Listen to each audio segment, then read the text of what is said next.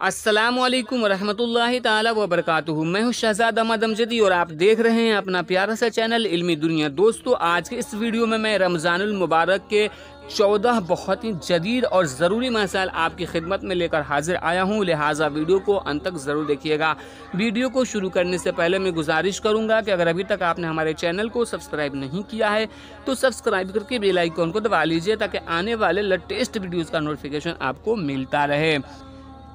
Number 1، افطار کرنے کی دعا افطار کے بعد پڑھنا سنت ہے، قبل افطار نہیں۔ فتاوی رضویہ۔ مسئلہ نمبر 2، روزہ کی حالت میں گل اور منجن اور کولگیٹ کا استعمال سخت ممنوع ہے۔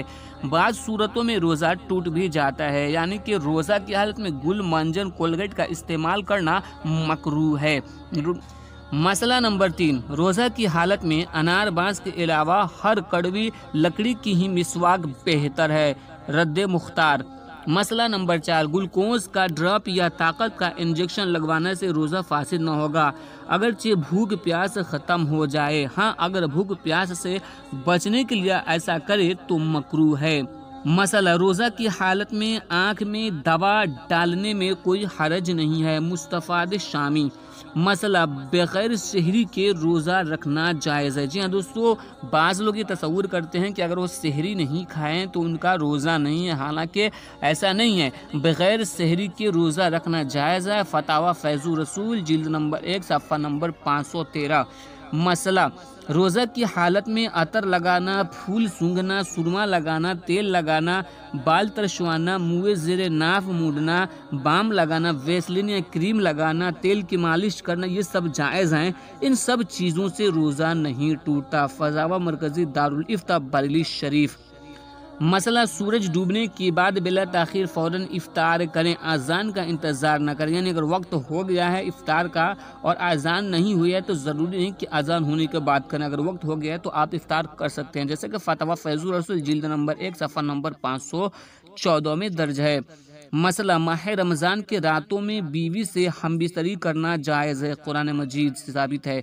مسئلہ، روزہ رکھنے کے لیے حائضہ عورت اگر ٹیبلیٹ کا استعمال کرے تو اس کا روزہ صحیح ہے، البتہ اس کا یہ فعل جائز نہیں کہ بہت ساری بیماریوں کا پیدا ہونے کا اندیشہ ہے۔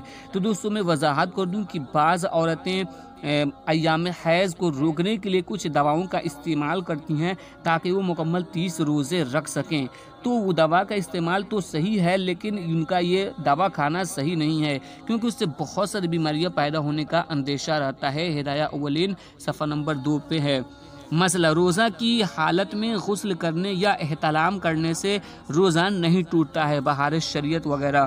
مسئلہ، عید، بقرعید اور ایام تشریق یعنی 11، 12، 13 ذی الحجہ کو روزہ رکھنا حرام ہے۔ جی ہاں دوستو، شریعت میں 5 روزہ رکھنا حرام ہے، وہ ہیں عید، بقرعید، ایام تشریق کے یعنی 11، 12، 13 ذی الحجہ کے۔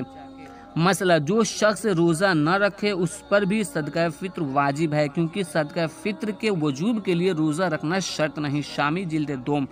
مسئلہ، حالت جنابت میں روزہ درست ہے، اس سے روزے میں کوئی نقض و خلل نہیں آئے گا کہ طہارت باجماع ائمہ اربعہ شرط صوم نہیں ہے، البتہ وہ شخص نماز قصدن چھوڑنے کے سبب سے گناہ کبیرہ کا مرتکب ہوگا۔ فتاوی رضویہ۔ تو دوستو، یہ بہت ہی ضروری مسائل ہیں جن مسائل کا جاننا ہر مسلمان کے لیے ضروری ہے۔ تو دوستو، سب سے گزارش کریں گے کہ اس ویڈیو کو زیادہ سے زیادہ لوگوں تک شیئر کریں اور ویڈیو کو لائک ضرور کریں۔